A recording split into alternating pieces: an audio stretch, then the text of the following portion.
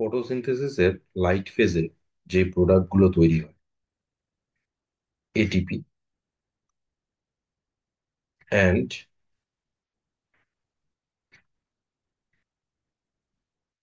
NADPH2, by the using of this product, এই প্রোডাক্টগুলোকে কাজে লাগিয়ে লাইট ফেজের ঠিক পরেই কার্বন ডাই অক্সাইড, ওয়াটার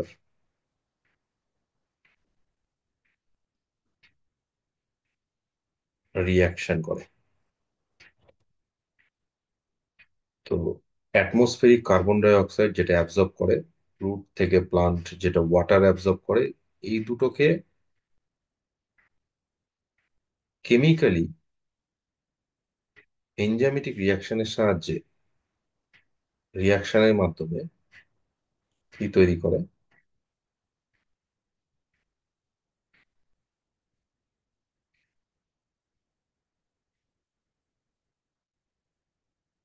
এরকম ধরনের কার্বোহাইড্রেট মেক করে, দ্যাট মিনস গ্লুকোজ।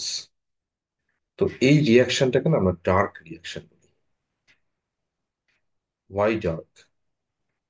এটাকে আমরা ডার্ক ফেজ বলে থাকি। দেখো, কেন এটাকে ডার্ক ফেজ বলা হয়, তার মূল কারণ এখানে কার্বন ডাই অক্সাইড আর H2O কেমিক্যালি বাউন্ড হয়ে গ্লুকোজ ফর্মেশন করে। সরাসরি কোনোখানে সানলাইট লাগে না। ঠিক আছে, এই রিয়াকশনটা কোথায় হয়, সাইট কোথায়? সাইট হচ্ছে ক্লোরোপ্লাস্টের স্ট্রোমা ম্যাট্রিক্স। এর জায়গা হচ্ছে স্ট্রোমা ম্যাট্রিক্স। তো স্ট্রোমা ম্যাট্রিক্সের ভিতর কি হচ্ছে, atmospheric carbon die oxide glucose রূপে ফিক্সড হচ্ছে।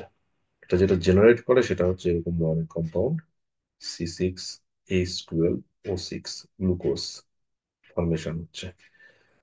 তো অ্যাটমসফেরিক কার্বন ডাই অক্সাইড একটা বায়োমাস ফর্মেশন করছে, গ্লুকোজ ফর্মেশন করছে, সেলের মধ্যে অ্যাসিমিলেট করছে। এই জন্য এই ডার্ক ফেজকে কার্বন অ্যাসিমিলেশন ফেজও বলা হয়। এটা হচ্ছে একটা carbon assimilation phase.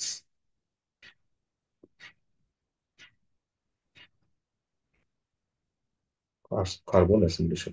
Y these are called dark phase? এর বেটার প্রোনাউন্সিয়েশন হচ্ছে light independent phase. Light independence হচ্ছে বেটার প্রোনাউন্সিয়েশন, বিকজ এই ফেজটার মধ্যে সরাসরি সানলাইটের কোনো ভূমিকা নেই। হ্যাঁ, লাইট ফেজের প্রোডাক্ট কাজে লাগে। এখানে যেটা ইনভলভ হয়, এটিপি আর NADH2, এগুলো কিন্তু লাইট ফেজের প্রোডাক্ট। তো সরাসরি যেহেতু সানলাইট এখানে রোল প্লে করে না, সেই জন্য এটাকে আমরা লাইট ইন্ডিপেন্ডেন্ট ফেজ বলি, অর ডার্ক ফেজ বলি। ডার্ক ফেজ একটা রং অ্যাব্রিভিয়েশন, বেটার টার্ম হচ্ছে আমরা লাইট ইন্ডিপেন্ডেন্ট ফেজ বলি। এটা ডার্ক ফেজ বলা হলেও এই কারণে এটাকে ডার্ক ফেজ বলা হয়, যেহেতু সরাসরি সূর্যের আলো দরকার পড়ে না, সরাসরি সানলাইট দরকার পড়ে না, বাট লাইট ফেজের প্রোডাক্ট, যে লাইট ফেজের প্রোডাক্ট গুলো দরকার পড়ে। এটা কখন ঘটে? এটা কিন্তু ডে টাইমেই ঘটে, আফটার লাইট ডিপেন্ডেন্ট ফেজের পরে ঘটে। প্রথমে লাইট ফেজ হবে, দেন লাইট ইন্ডিপেন্ডেন্ট ফেজ হবে।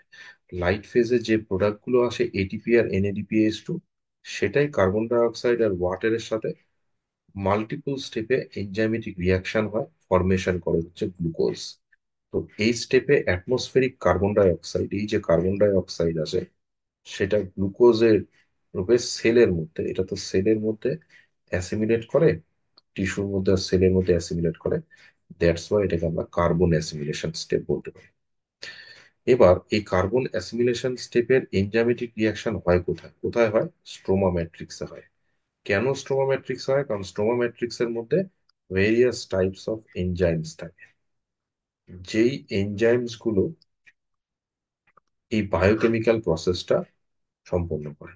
তার মানে এটাকে আমরা কি বলে থাকি, dark phase, light independent phase, carbon assimilation phase. যেহেতু একটা প্রোডাক্ট তৈরি হচ্ছে থ্রু বায়োকেমিক্যাল রিয়াকশনে, এই জন্য এটাকে বায়োসিনথেটিক ফেজও বলা যেতে পারে। বায়োসিনথেটিক ফেজ,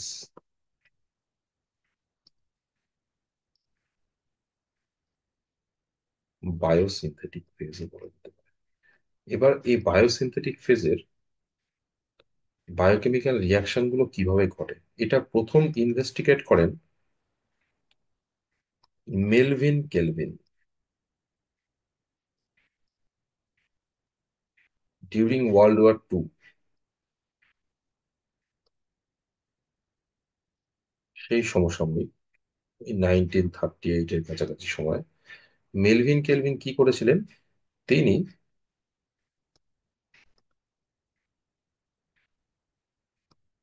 ক্লোরেল্লা,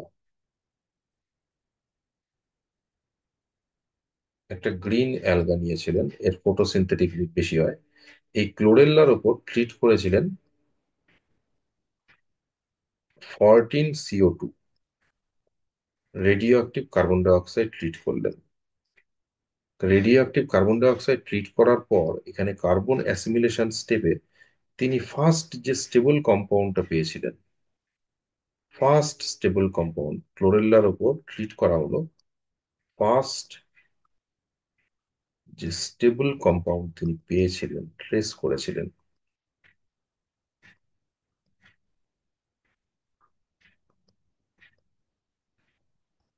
সেটা পেয়েছিলেন, সেটার নাম ছিল PGA, phosphoglyceric acid. PGA phosphoglyceric acid এর কতগুলো কার্বন দিয়ে তৈরি হয় না, তোদের 3টে কার্বন দিয়ে তৈরি হয়। তাহলে মেলভিন কেলভিন কি করলেন, তিনি ক্লোরেল্লার উপর radio active carbon die অক্সাইডকে treat করলেন, ফার্স্ট স্টেবল কম্পাউন্ড যেটা পেয়েছিলেন 3 কার্বনের ফসফোগ্লিসারিক অ্যাসিড। দ্যাটস ওয়াই এই যে বায়োকেমিক্যাল সাইকেল অর বায়োসিনথেটিক ফেজ, যেটাকে আমরা ডার্ক ফেজ আর লাইট ইন্ডিপেন্ডেন্ট ফেজ বলে থাকি, Melvin Calvin, according to Melvin Calvin এটাকে বলা হয় কেলভিন সাইকেল।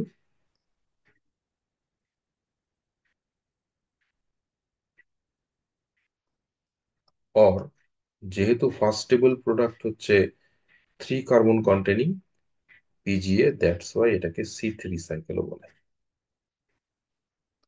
তাহলে বিষয়টা কি দাঁড়ালো, এই যে ডার্ক ফেজ বা কার্বন অ্যাসিমিলেশন ফেজ বা লাইট ইন্ডিপেন্ডেন্ট ফেজ বা বায়োসিনথেটিক ফেজ কোন ওয়েতে হয়, এটা হয় হচ্ছে কেলভিন সাইকেল, অর্থাৎ এটা একটা সাইক্লিক প্রসেস অর C3 সাইকেলের মাধ্যমে টোটাল প্রসেসটা হয়।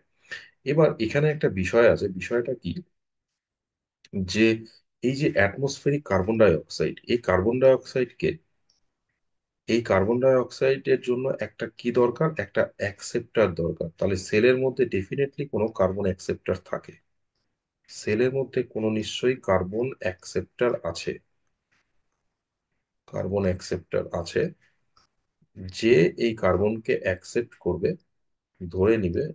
তার ফলে ফার্স্ট স্টেবল কম্পাউন্ড যেটা আমরা পেয়েছি সেটা হচ্ছে PGA, 3 carbon continue, 3 carbon compound PGA. এবার এই যে বায়োকেমিক্যাল রিয়াকশনটা খোঁজা হচ্ছিল পিজিএ, যেটা ফরমেশন হলো, তাহলে এখানে কার্বন অ্যাকসেপ্টর সেলের মধ্যে কি থাকে। দেখো এখানে একটা কনফিউশন আসে সায়েন্টিস্টদের, প্রথম দিকে আর্লি ফেজে একটা কনফিউশন ছিল। তারা বিলিভ করতো যেহেতু যেটা প্রোডাকশন হয়েছে সেটা পিজিএ, 3 কার্বন কন্টেনিং, তো ডেফিনেটলি কার্বন ডাই অক্সাইড মানে একটা কার্বন, তার মানে এই যে কার্বন অ্যাকসেপ্টর, তাহলে এটা মেবি 2 কার্বন কন্টেনিং হবে। এটা কোনো সেলের মধ্যে কোনো 2 কার্বন কম্পাউন্ড আছে কার্বন ডাই অক্সাইড অ্যাকসেপ্টর, যেটা এই কার্বনকে নিয়ে পিজিএ ফর্মেশন করে। কিন্তু এই যে এই ডাউটটাকে ক্লিয়ার করলেন হচ্ছে মেলভিন কেলভিন।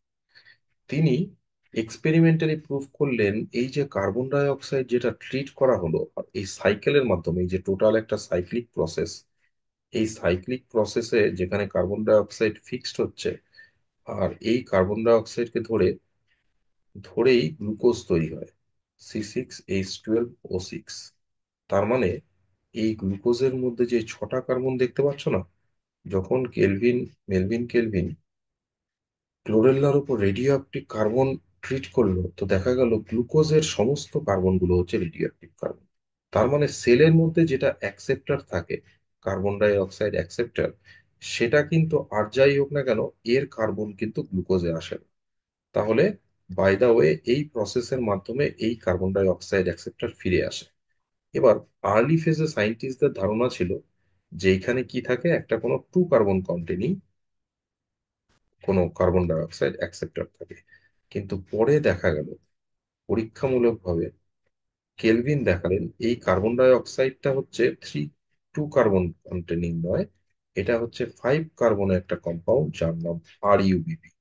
তো সেলের মধ্যে তিনি দেখলেন মেসোফিল সেলে একটা কার্বন ডাই অক্সাইড অ্যাকসেপ্টর থাকে, যেটা 5 কার্বন কন্টেনিং RuBp। আর এই কার্বন ডাই অক্সাইড এর অ্যাকসেপ্টর যে RuBp, এর কার্বন কিন্তু গ্লুকোজে আসে না। কারণ গ্লুকোজের কার্বন গুলো হচ্ছে রেডিও অ্যাক্টিভ কার্বন।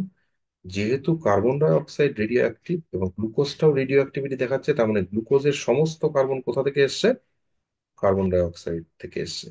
তার মানে এখানে একটা অ্যাকসেপ্টরের রোল আছে। সে অ্যাটমসফেরিক কার্বন ডাই অক্সাইডকে ফিক্সড করে, বাট সেটা কিন্তু আবার ব্যাক করে আগের জায়গায় চলে আসে। এই জন্য এটা একটা সাইক্লিক প্রসেস। তো মেলভিন কেলভিন এটা এক্সপেরিমেন্টালি প্রুভ করলেন যে গ্লুকোজের মধ্যে যে কার্বন আসে সেটা কার্বন ডাই অক্সাইডের carbon.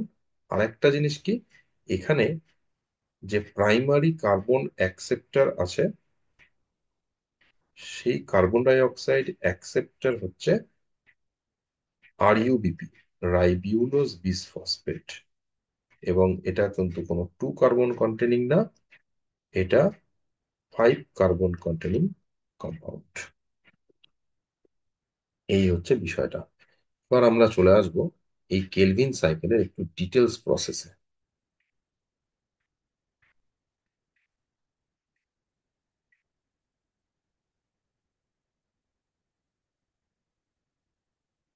Kelvin cycle or C3 cycle.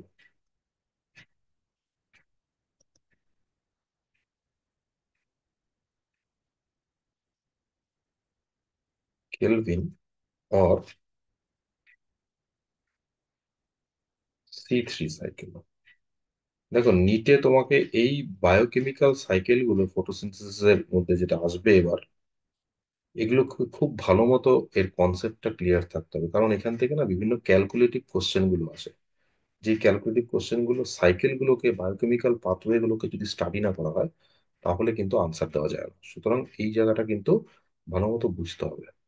চলো, মেলভিন কেলভিনের অ্যাকর্ডিং টু হিজ নেম এই সাইকেলটাকে আমরা কেলভিন সাইকেল বলে থাকি। আর যেহেতু ফার্স্ট স্টেবল কম্পাউন্ড PGA, 3 কার্বনের, তো দ্যাটস ওয়াই এটাকে C3 সাইকেল বলে। এই কেলভিন সাইকেল 4টে ফেজের মাধ্যমে ঘটে। Kelvin cycle one and only process for sugar making. তাহলে তুমি বলতে পারো এই যে গ্লুকোজ তৈরি করে এটা একটাই প্রসেস আছে। সুগার মেকিং যেটা হচ্ছে প্লান্টের, সেটা কিভাবে হয়? সেটা কেলভিন সাইকেলের মাধ্যমে হয়। ঠিক আছে, এটাকে 4টে ফেজে ডিভাইড করা হয়। এটা হচ্ছে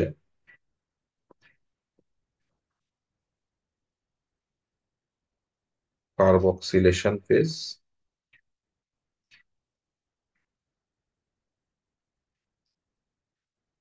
একটা চলে আসি carboxylation phase,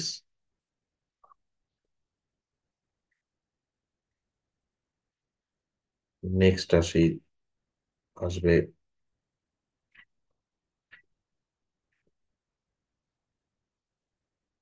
reduction phase,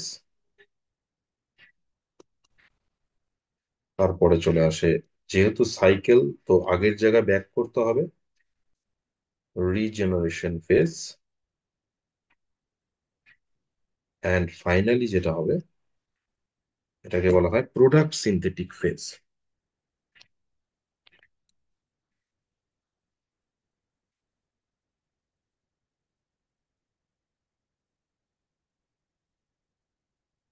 product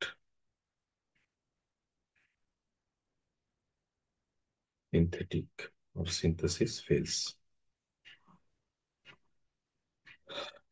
এই 4টে ফেজের মাধ্যমে কেলভিন সাইকেলটা হয়। আর কি করে এটা হয়, এই ফেজ গুলোকে আমরা দেখবো এবার। তো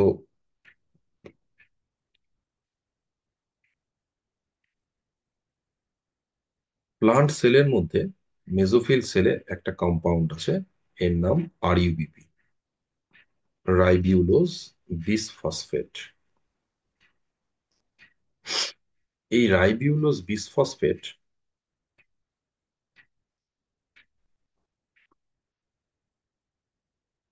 কার সাথে বাইন্ড করে? না তো, অ্যাটমসফেরিক কার্বন ডাইঅক্সাইড, অ্যাকচুয়ালি এ কার্বন ডাইঅক্সাইড অ্যাকসেপ্টার, তাহলে আরইউবিপি কার্বন ডাইঅক্সাইডের সাথে কম্বাইন করে। So here RUBP acts as a carbon dioxide acceptor, primary carbon dioxide acceptor. In the presence of water, এরা রিয়াকশন করে। ওকে, এবার দেখো, মেলভিন কেলভিন এটা experimentally আগেই prove করেছেন যে যেটা কেলভিন সাইকেলের মাধ্যমে গ্লুকোজ তৈরি হয়, গ্লুকোজে কতগুলো কার্বন আছে? কটা কার্বন দেখতে পাচ্ছি? ছটা কার্বন। এই ছটা কার্বন কোথা থেকে আসছে? ছটা কার্বন হচ্ছে কার্বন ডাই অক্সাইড থেকে আসছে। তাহলে ব্যালেন্সের সুবিধার জন্য আমরা ধরে নিই প্রথমে যে ছটা কার্বন ডাই অক্সাইড, যদিও স্টেপ বাই স্টেপে একটা একটা করে আসে, ব্যালেন্সের জন্য ধরে নিলাম যে ছটা কার্বন ডাই অক্সাইডকে ধরে হচ্ছে সেলের মধ্যে থাকা ছটা আরইউবিপি, রাইবোজ বিসফসফেট। এবার এই রিয়াকশনটা যেই এনজাইমের জন্য হয় সেটা খুব ইম্পর্টেন্ট এনজাইম, ঠিক আছে? এই এনজাইমটাকে আমরা বলে থাকি রুবিস্কো। Very very important. কেন? এর সম্পর্কে কিছু পড়তে হবে। দেখো, রুবিস্কো। এবার একটু আমরা রুবিস্কো সম্পর্কে জানি, হোয়াট ইজ রুবিস্কো। ঠিক আছে, রুবিস্কো সম্পর্কে একটু আলোচনা করি। দেখো, rubisco full form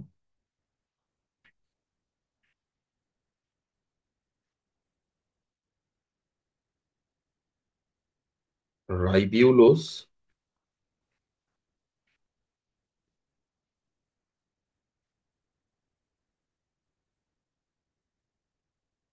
bisphosphate carboxy oxygenase. খেয়াল করো, এনজাইমের নাম সবসময় সাবস্ট্রেটকে ধরা হয়। তুমি এখানে দুটো সাবস্ট্রেটের নাম পাচ্ছ। প্রথমত রাইবিউলোজ বিসফসফেট, মানে এটা কার কথা বলছে? এটা বলছে আরি।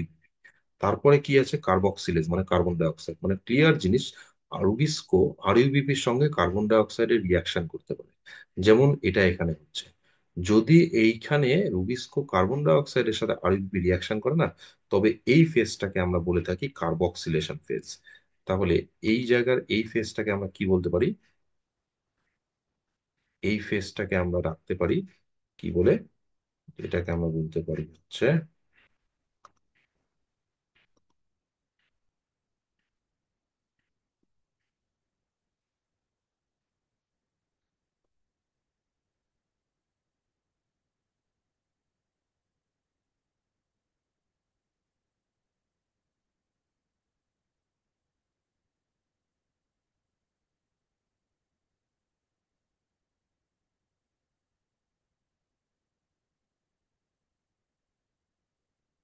এটাকে আমরা বলি কার্বক্সিলেশন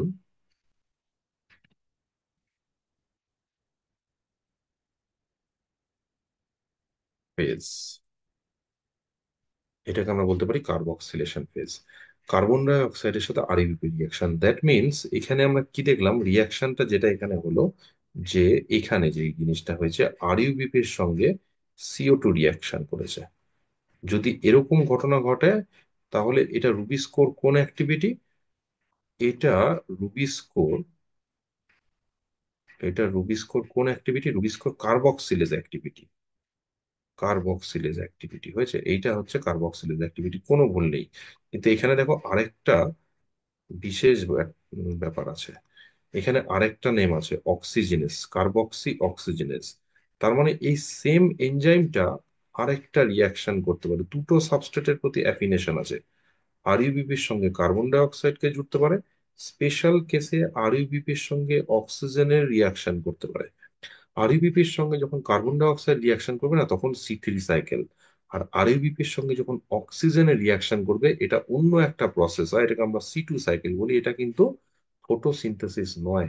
তার মানে এখানে carboxylase activity, atmospheric carbon die অক্সাইডের অ্যাসিমিলেশন এই স্টেপে হয়। এবার রুবিস্কো দুটোর সাথে রিয়াকশন করে, অক্সিজেন কার্বন ডাই অক্সাইড। কখন কোনটা? ম্যাটারটা হলো, যখন আমরা দেখি অ্যাটমসফিয়ারে অক্সিজেন বেশি আছে আর টেম্পারেচার বেশি আছে, বেশি বলতে above 25 or 30 degree temperature, and 32 35 এরকম টেম্পারেচার, অর এটা আপ টু 40 পর্যন্ত যেতে পারে। ঠিক আছে, এরকম ধরনের টেম্পারেচার যখন থাকবে তখন এটা অক্সিজেনের সঙ্গে বিক্রিয়া করবে। আর টেম্পারেচার যদি কম থাকে, 0 থেকে 15 টেম্পারেচার যদি কম থাকে, তবে এটা কার্বন ডাই অক্সাইডের রিয়াকশন করবে। এইখানে যে রিয়াকশনটা হয়েছে, ধরো এই শর্তের জন্য টেম্পারেচার কিন্তু কম দরকার, 0 থেকে 20 আপ টু 20 ডিগ্রি সেন্টিগ্রেডে এই রিয়াকশনটাকে প্রমোট করে। এটাকে আমরা কি বলি, কার্বক্সিলেশন ফেজ। তো আরইউবিপি কত কার্বনের সুগার? আরইউবিপি না 5 কার্বনের কম্পাউন্ড, 5 কার্বন কম্পাউন্ড। এটা যেটা তৈরি করে, এটা যেটা তৈরি করে সেটা এরকম ধরনের একটা কম্পাউন্ড, আমি কেমিক্যাল স্ট্রাকচার দিয়ে দেখাচ্ছি। যে স্ট্রাকচারটা তৈরি হয় সেটা এরকম ধরনের।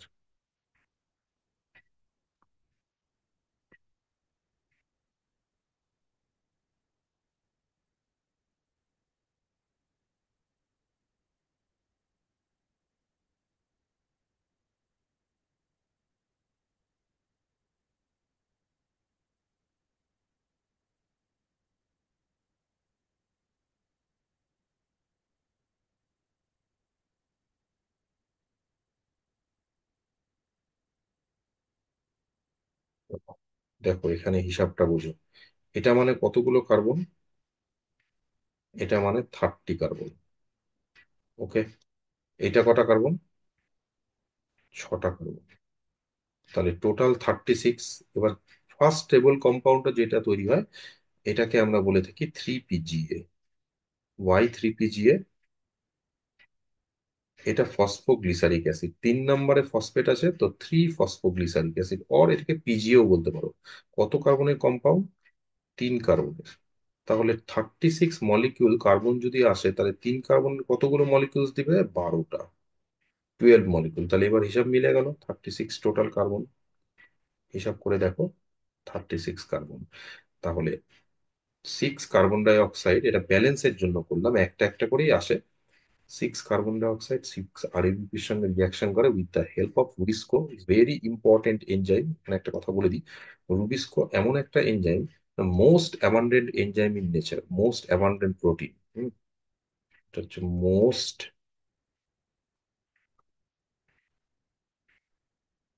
Abundant protein in nature, in nature. সবচেয়ে বেশি পরিমাণ এই প্রোটিন বা এনজাইমটা নেচারে পাওয়া যায়। মেসোফিল সেলে এই রুবিস্কো মোটামুটি ভাবে 98% অ্যান্ড অ্যাবাভ মেসোফিল সেলে পাওয়া যায়, এতটা এর কনসেন্ট্রেশন বেশি থাকে, এই জন্য মোস্ট অ্যাবান্ডেন্ট নেচারে। তাহলে এই রিয়াকশনটাকে না আমরা কার্বক্সিলেশন রিয়াকশন বলি। কার্বক্সিলেশন রিয়াকশন হচ্ছে ফেজ 1, তাই না? এটা হচ্ছে কার্বক্সিলেশন রিয়াকশন, 1 নম্বর ফেজে আমরা দেখলাম carboxylation reaction. First stable compound 3PGA, এই জন্য এই সাইকেলটাকে আমরা কি নামে ডাকি? এই সাইকেলটাকে আমরা বলে থাকি হচ্ছে C3 সাইকেল, তাই না? এই সাইকেলটাকে আমরা কি নামে ডাকি থাকি? এটাকে আমরা বলে থাকি, এখানে লিখে দিই, এটাকে আমরা বলে থাকি হচ্ছে C3 সাইকেল। চলো, ফার্স্ট স্টেবল কম্পাউন্ড পেয়ে গেলাম, C3, 3 কার্বন কন্টেনিং কম্পাউন্ড। ওকে, নেক্সট স্টেপে আসি।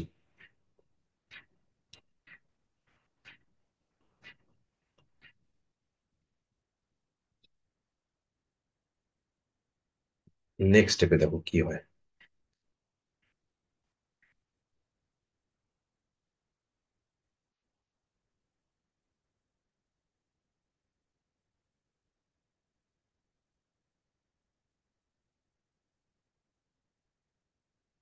এর পরের স্টেপে হয় কি,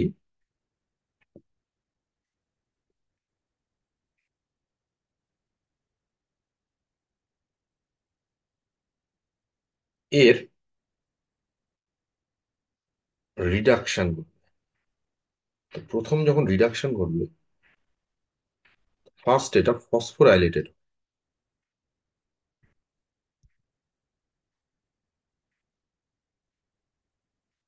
এটা ফসফোরাইলেটেড হবে।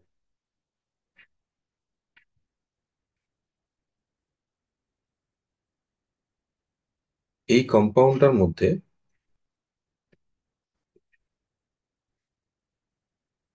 এই পিজিএ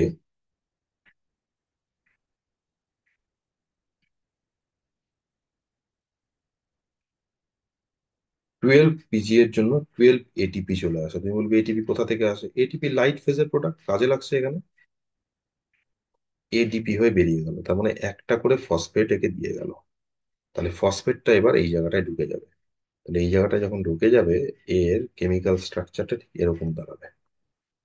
এরকম দাঁড়াবে কেমিক্যাল স্ট্রাকচার, যেইখানে ফসফেটটা ঢুকে যাবে। COO, ফসফোরাইলেটেড হয়ে গেল এটা। বাকিটা as it is.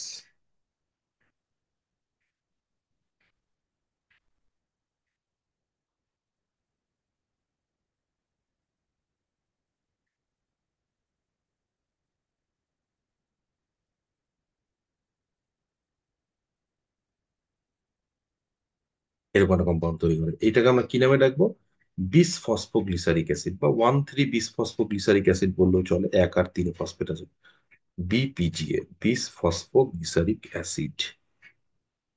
বিপিজি 1,3 bisphosphoglyceric acid. Again কতগুলো মলিকুল তৈরি হয়েছে? 12 মলিকুল। দেখো, কার্বনের কোনো চেঞ্জ নেই, শুধু ফসফোরাইলেটেড হয়েছে। চলো, এখানেও একটা এনজাইম থাকে। এটা যখন এটিপি ঢোকায় বা বের করে, সেই এনজাইমের নাম কাইনেজ। তো এটাকে পিজিএ কাইনেজ বলে। এটা কোনো ম্যান্ডেটরি না, তুমি নাও পড়তে পারো এই এনজাইমের। এটাকে আমরা পিজিএ কাইনেজ বলি। ঠিক আছে? তাহলে ফার্স্ট কি হলো? এটা ফসফোরাইলেটেড হলো। নেক্সট স্টেপে দেখো এটা কি হবে। নেক্সট স্টেপে এর প্রপার রিডাকশন হবে।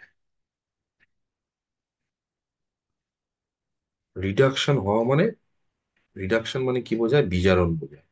তো বিজারণ হতে গেলে কি হতে হবে? বিজারণ হতে গেলে দুই ভাবে হতে পারে। এক, অক্সিজেন বেরিয়ে গিয়ে, অথবা হাইড্রোজেন জুড়ে গিয়ে। তো এখানে হাইড্রোজেন জুড়বে। এবার হাইড্রোজেন জুড়বে মানে হাইড্রোজেনের সোর্স কিছু লাগবে, যে এখানে হাইড্রোজেন ঢুকিয়ে দিবে। দেখো, এরকম কিছু হাইড্রোজেনের সোর্স আছে নাকি? হাইড্রোজেনের সোর্স আছে কি? 12 মলিকিউলস NADPH2, এটাও লাইট ফেজে তৈরি হয়। NADPH2, এই হাইড্রোজেন ঢুকে যায়, এটা NADP প্লাস হয়ে আবার লাইট ফেজে চলে যাবে, ফার্দার রিডিউসড হয়ে আসার জন্য। যেমন এডিপিটাও চলে যায়। তাহলে এখানে এবার কি হবে? তার সাথে সাথে 12 মলিকুল ফসফেট বেরিয়ে যাবে। 12 মলিকুল ফসফেট বেরিয়ে গেল। বেরিয়ে গেলে এটা হয়ে গেল OH, আর এটা রিডিউসড হয়ে অ্যাসিড হয়ে গেল অ্যালডিহাইড। তার মানে এই কেমিক্যাল স্ট্রাকচারটা ঠিক এরকম ধরনের দাঁড়াবে। CHO,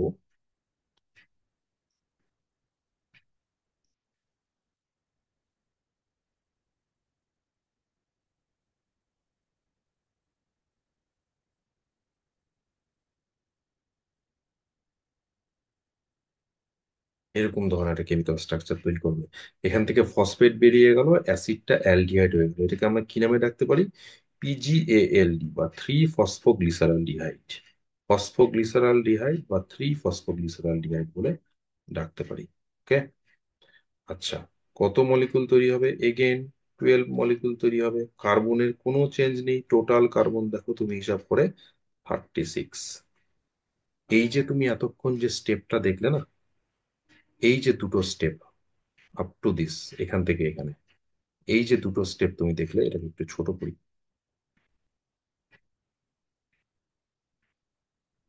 এই যে দুটো স্টেপ তুমি দেখলে, এখান থেকে এই দুটো স্টেপ,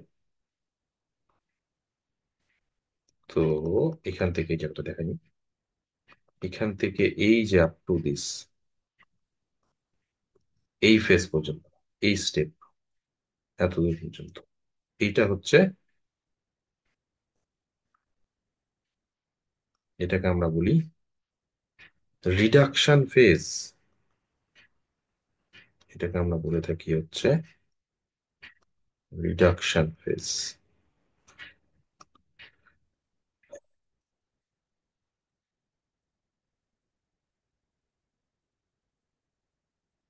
রিডাকশন, ক্যাপসে লিখে দিই,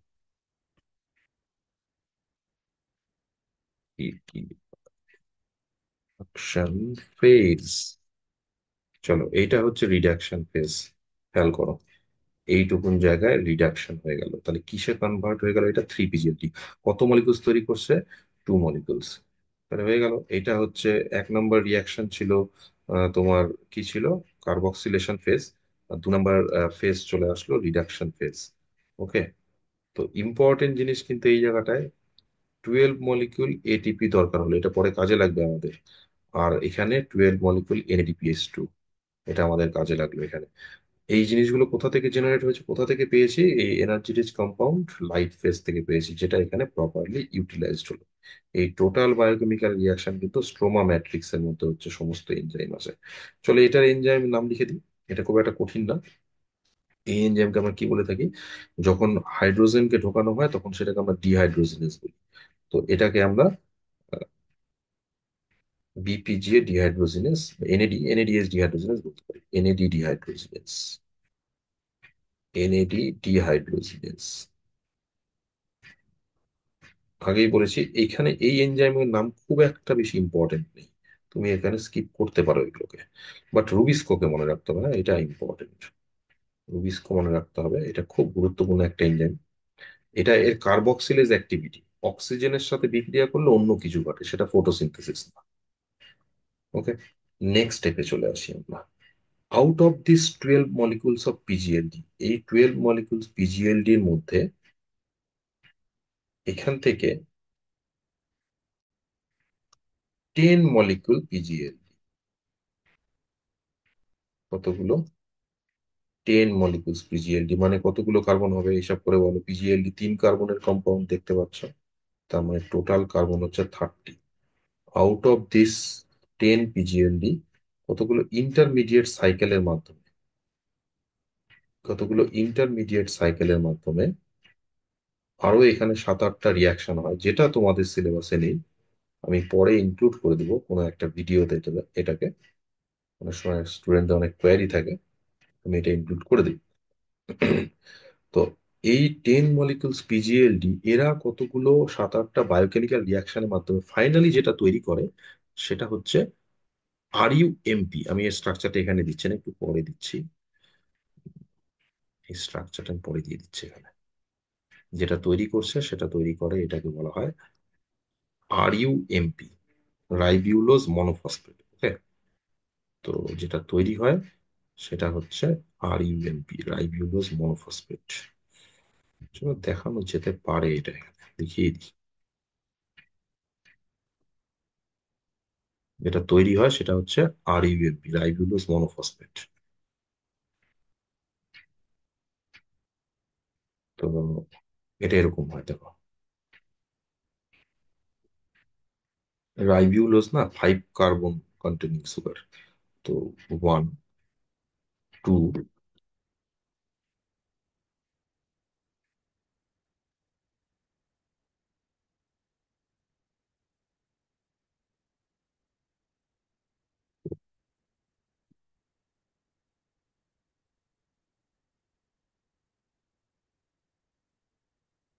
হুম, 4, 5।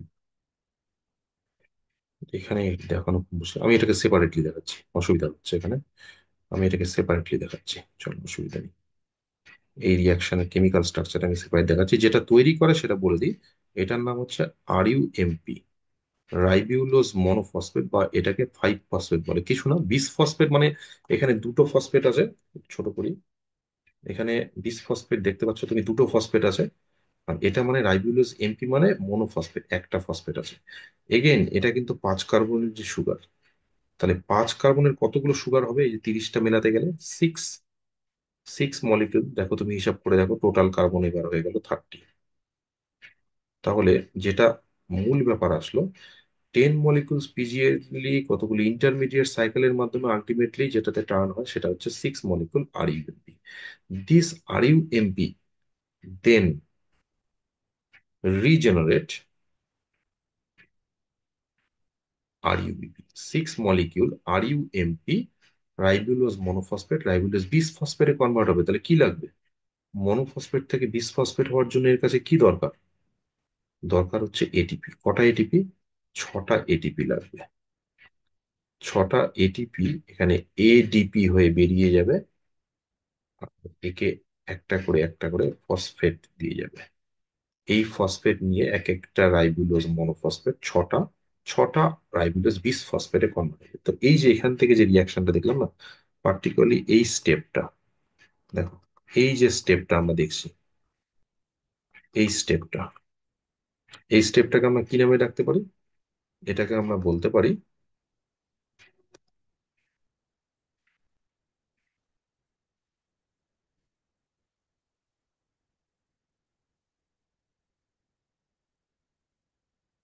Regeneration phase.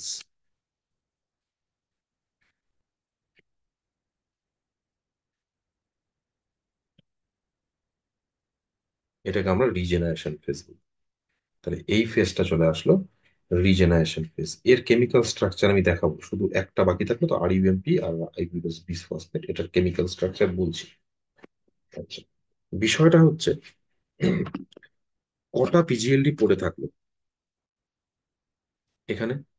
Out of this 12 পিজিএলডির মধ্যে 10টা তো চলে গেল, পড়ে থাকলো হচ্ছে দুটো পিজিএলডি। এবার এই দুটো পিজিএলডির কি হয় দেখো, এর পরে চলে আসছি, যেটা সবচেয়ে important phase, product synthetic phase. তো এই জায়গাটায় কি হয়, এই দুটো পিজিএলডি যেটা আছে না, দিস টু পিজিএলডি, তাহলে এখানে কটা পিজিএলডি আছে? এখানে আছে হচ্ছে, এখান থেকে আসি, এখানে থাকছে হচ্ছে টু মলিকুলস পিজিএলডি, পিজিএএলডি। এবার এই দুটো পিজিএলডির মধ্যে একটা পিজিএলডি থেকে যায়, আর আরেকটা, আচ্ছা টু ইনটু করে দিই তাহলে বুঝতে অসুবিধা হবে না, টু মলিকুলস আছে। আরেকটা এর আইসোমারে কনভার্ট হয়, যার নাম ডিএইচএপি, ডাইহাইড্রক্সি অ্যাসিটোন ফসফেট। এটাও কিন্তু আরেকটা কনভার্ট হয় ডিএইচএপি, এটাও হচ্ছে 3 কার্বনের কম্পাউন্ড। এগেন এটাও 3 কার্বনের কম্পাউন্ড। এটাকেও স্ট্রাকচার দিয়ে দেখানো যায়, কঠিন কিছু নেই। এটাকে যদি স্ট্রাকচার দিয়ে দেখাই, দেখো এর কেমন স্ট্রাকচার দিয়ে দেখাবে। শুধু আরেকটু নিচের দিকে নামতে হবে আমাদের। এটাকে স্ট্রাকচার দিয়ে দেখাই চলো। ডিএইচএপি না এরকম দেখতে।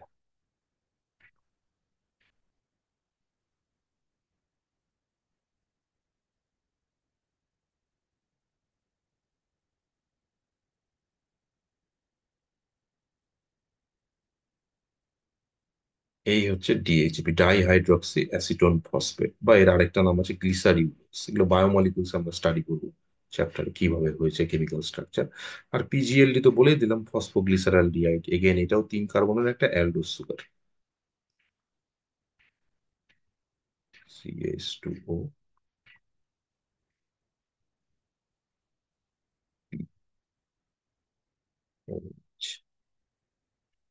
এইচ, এটা হচ্ছে পিজিএলডি। আচ্ছা, নেক্সট স্টেপে কি হয়? নেক্সট স্টেপে এটা কনভার্ট হয়ে যায়, এটা একটা এনজাইম দিয়ে কনভার্ট হয়। ঠিক আছে, পিজিএলডি এই যে ডিএইচএপি তে কনভার্ট হয় না, এটার জন্য একটা এনজাইম দেয়, এটার জন্য হচ্ছে আইসোমারেজ। তাহলে আইসোমারে কনভার্ট হবে, এই দুটো আইসোমার, এটা হচ্ছে আইসোমারেজ দিয়ে কনভার্ট হয়। নেক্সট স্টেপে এরা দুটো কম্বাইন্ড হয়ে যায়, এটা দুটো জুড়ে যায়। যেই এনজাইম দিয়ে জুড়ে যায় তার নাম হচ্ছে অ্যালডোলেজ। এই এনজাইমটার নাম হচ্ছে অ্যালডোলেজ। এবার এটা জুড়ে গিয়ে কি হয়, 3 কার্বন 3 কার্বন জুড়ে যায়, জুড়ে গিয়ে তৈরি করে 6 কার্বনের একটা কম্পাউন্ড,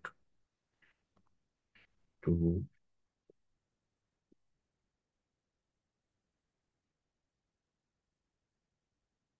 3, 4, 5, 6, 6 কার্বনের একটা কম্পাউন্ড তৈরি হয়।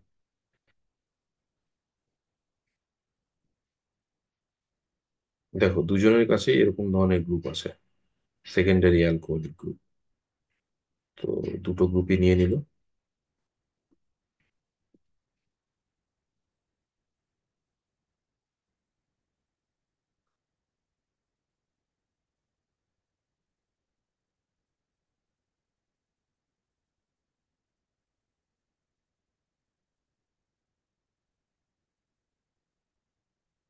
এরকম না যে তোমাকে স্ট্রাকচার দিয়ে প্র্যাকটিস করতে হবে, স্ট্রাকচার দিয়ে আমি এই কারণে করাচ্ছি, এটা ক্লিয়ার হয় বোঝাটা।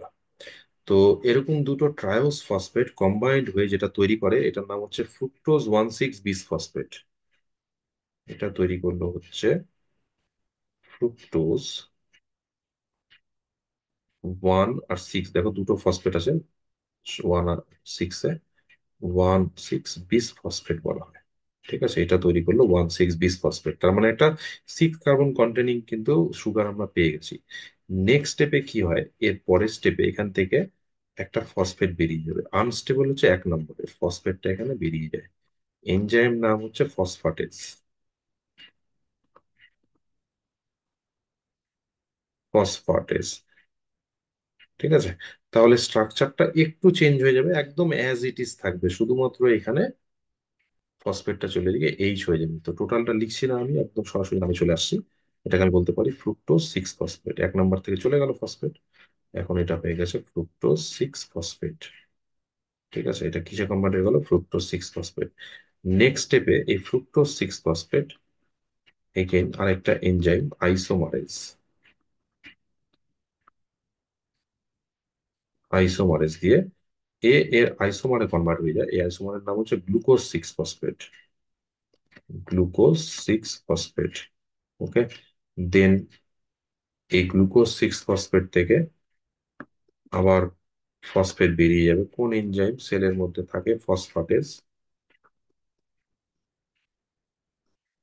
গ্লুকোজ 6 ফসফেট থেকে ফসফাটেজ দিয়ে ফসফেট বেরিয়ে গেল, ফাইনালি যেটা তৈরি করে glucose, final structure glucose structure দেখিয়ে দিয়ে আমি, এটাও 6 কার্বনের সুগার, 4, 5, 6। দেখো 6 নম্বরে এখানে ফসফেট ছিল, এখন বেরিয়ে গেছে, তো CH2OH লিখে দাও। গ্লুকোজ একটা অ্যালডোজ সুগার, বাকি এর মতোই স্ট্রাকচার, একটু ডিফারেন্স আছে, এটা শুধু অ্যালডোজ, ওটা কিটোজ।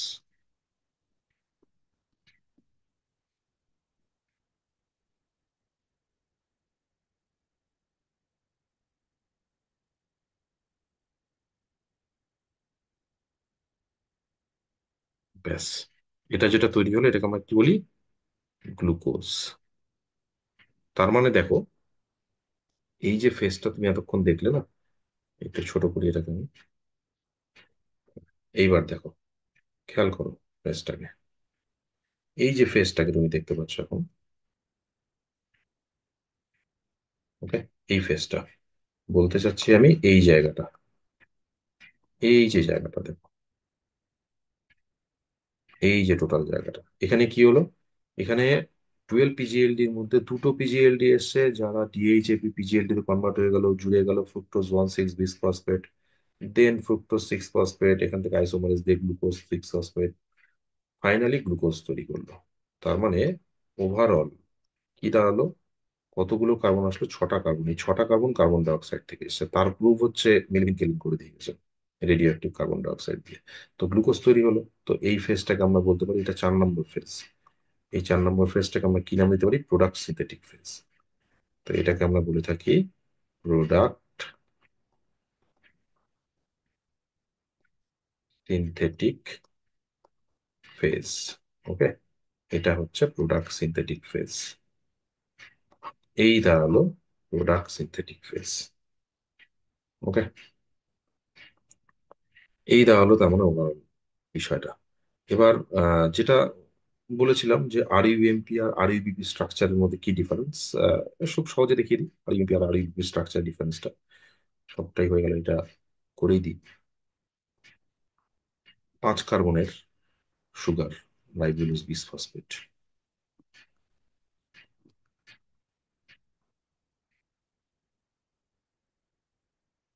দেখো কেমন হয়, রাইবিউলোস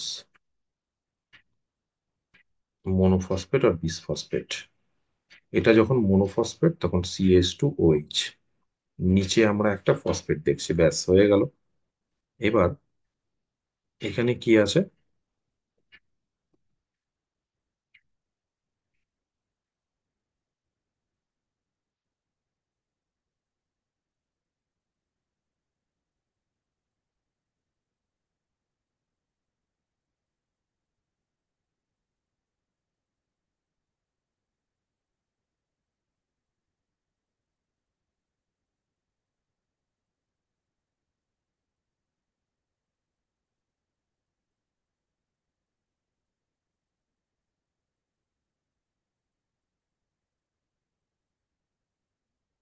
চলো, এটা হচ্ছে RUMP। তুমি এটাকে মোনোফসফেট আর 5 ফসফেটও বলতে পারো। এর মধ্যে কি দেখলাম, একটা এটিপি ঢুকে যায়, একটা এটিপি ঢুকে যায়, মানে একটা ফসফেট ডোনেট করে, কি হয়ে বেরোচ্ছে, এডিপি হয়ে বেরোচ্ছে। তাহলে একটা ফসফেট কোথায় ঢুকবে, ডেফিনেটলি এই জায়গাটা ঢুকবে। তাহলে সেম স্ট্রাকচারটা থাকবে, শুধু এখানে একটা ফসফেটকে ঢুকিয়ে দাও, ব্যাস, বাকি কোনো চেঞ্জ নেই।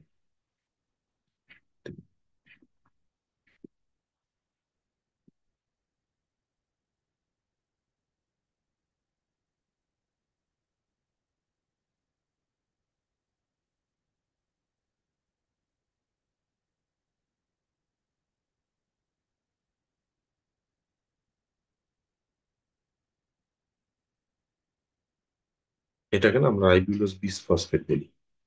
এই হচ্ছে ডিফারেন্স, আর কিছু নেই। তাহলে এই দাঁড়ালো আমাদের C3 সাইকেল। C3 সাইকেলের 4টে ফেজ দেখো। প্রথমে RUBP কার্বন ডাই অক্সাইডকে ফিক্স করলো, কার্বক্সিলেশন ফেজ দেখতে পেলাম। দেন কার্বক্সিলেশন ফেজের পর কি হলো, রিডাকশন ফেজ। এটা প্রথমে হচ্ছে PGA তৈরি করলো, ফার্স্ট স্টেবল কম্পাউন্ড, এই জন্য এটাকে C3 সাইকেল বলে। তারপরে PGA তে তৈরি হয়েছিল, তারপরে BPGA, দেন PGLD তে কনভার্ট হলো, 12 molecule. Out of this 10 PGLD থেকে 6 মলিকুল রাইবোলোজ মনোফসফেট তৈরি করে, যেটা রাইবোলোজ বিস ফসফেট জেনারেট করা আবার, মানে এই সাইকেলটাকে যাতে কন্টিনিউ হয়। তাহলে এটাকে রিজেনারেট সাইকেল বা রিজেনারেশন করছে আবার, যাতে সাইকেলটা কন্টিনিউ হয়। পড়ে থাকলো 2 মলিকুলস PGLD, যেটা প্রোডাক্ট সিনথেটিক ফেজের মাধ্যমে ফাইনালি গ্লুকোজ তৈরি করলো। এবার কোশ্চেনটা হচ্ছে, এই যে ফেজটা হলো না, C3 সাইকেল হলো টোটাল, এই C3 সাইকেল কি কি দরকার হচ্ছে। যদি আমরা বলি 1 মলিকুল, যদি বলি যে 1 মলিকিউল গ্লুকোজ তৈরির জন্য, 1 মলিকুল গ্লুকোজ তৈরির জন্য আমাদের কি কি দরকার হচ্ছে। কার্বন ডাই অক্সাইড কটা লাগছে, ভালো মতো বোঝো। 1 মলিকুল গ্লুকোজ তৈরির জন্য কার্বন ডাই অক্সাইড 6টা লাগছে, এই যে প্রথমেই আমরা দেখিয়ে দিচ্ছি 6টা। তার মানে এই গ্লুকোজের মধ্যে যে কার্বন আছে, এই যে গ্লুকোজ যেটা ফর্মেশন হয়েছে, কতগুলো কার্বন দেখছো এখানে তুমি।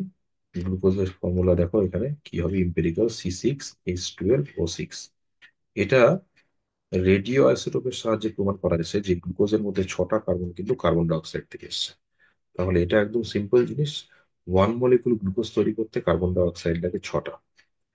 আর কি দরকার হচ্ছে, এটিপি দরকার হচ্ছে। কত এটিপি দরকার হচ্ছে দেখো এখানে, এই জায়গাটায় দেখো, তুমি 12 মলিকুল এটিপি পেয়েছো, আর এখানে পেয়েছো 6 মলিকুল এটিপি। তাহলে এটিপি কতগুলো দরকার হচ্ছে, 18 মলিকুলস এটিপি দরকার হচ্ছে। আর কিছু দরকার হচ্ছে, NADP দরকার হচ্ছে। এগুলো কোথা থেকে পাচ্ছি বলতো, লাইট ফেজ থেকে পাচ্ছি। শুধুমাত্র কার্বন ডাই অক্সাইড অ্যাটমসফিয়ার থেকে আসছে, আর এগুলো লাইট ফেজের প্রোডাক্ট বলেছি না। সরাসরি এখানে সানলাইট দরকার হয় না, কিন্তু লাইট ফেজের প্রোডাক্ট দরকার হয়। তাহলে আর কি পাচ্ছি, দরকার হচ্ছে 12 molecules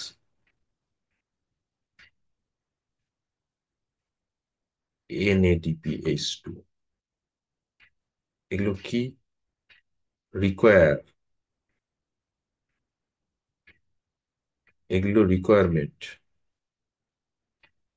1 molecule for making, for make 1 molecule glucose. এখনো গ্লুকোজ তৈরির জন্য আমাদের দরকার হচ্ছে যেটা, কাদের দরকার হচ্ছে, যাতে C3 প্লান্টের দরকার হচ্ছে 6টা carbon die oxide, 18 ATP, 12 molecules NADPH2। হয়েছে, পরিষ্কার। এবার তোমাকে যদি বলা হয় 10 অণু গ্লুকোজ তৈরি করার জন্য কতগুলো এটিপি লাগে, তাহলে তুমি বের করতে পারবে 180 মলিকুলস এটিপি লাগবে। এখান থেকে আমরা কিছু ক্যালকুলেশন দেখবো। চলো এবার কোশ্চেনটা একটু ঘুরিয়ে বলি। তোমাকে কোশ্চেনটা এরকম দেওয়া আছে, কোশ্চেনটা আমি সরাসরি করছি। কোশ্চেনটা এরকম করি, যে তোমাকে বলো,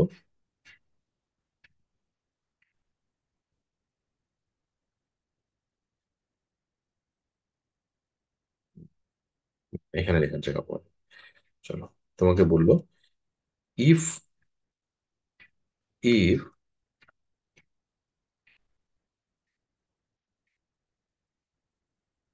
1 molecule CO2 is incorporated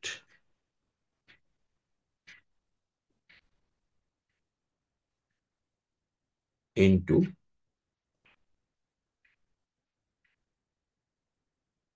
hexose formation.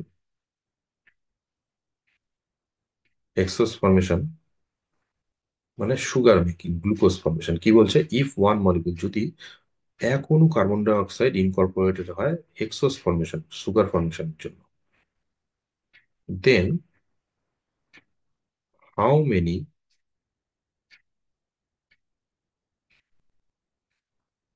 ATP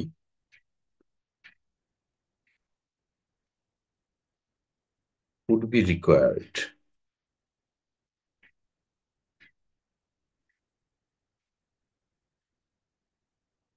চলো, এইটা হচ্ছে কোশ্চেন, ক্যালকুলেটিভ বেস কোশ্চেন, ভালো মতো বুঝুন। এই একটা কোশ্চেন সলভ করলেই তোমার এখানকার হয়ে যাবে। কি বলছে, যদি one molecule carbon die oxide incorporate হয় হেক্সোস ফর্মেশন জন্য, হেক্সোস ফর্মেশন মানে গ্লুকোজ ফর্মেশন জন্য, মানে এক অণু কার্বন ডাই অক্সাইড যদি গ্লুকোজ তৈরি করতে চায় তাহলে কতগুলো এটিপি লাগবে। আনসার কি হবে, তুমি এখান থেকে চলে আসো।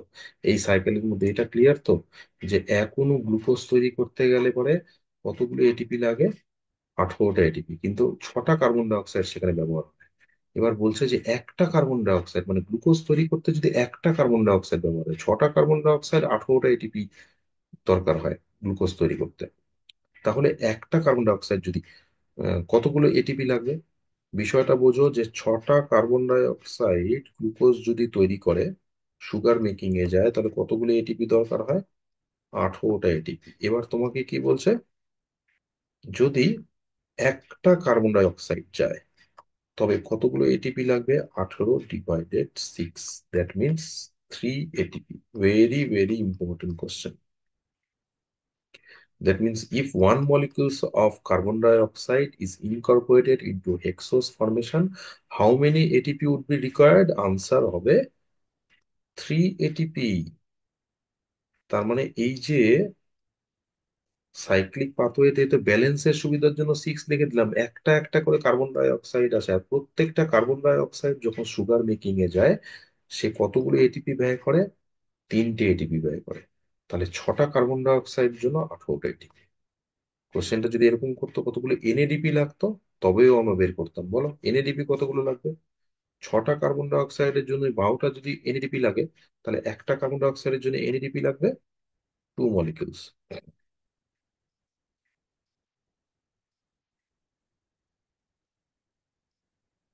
এনএডিপিএস টু বলা। এই হচ্ছে মূল বিষয়।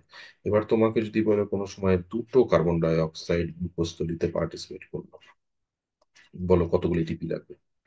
একটার জন্য 3টে লাগবে, দুটোর জন্য 6টা এটিপি লাগবে। বললো কতগুলো এনএডিপি লাগবে, এনএডিপিএস টু লাগবে, তবেও বলা যাবে 4 NADPH2।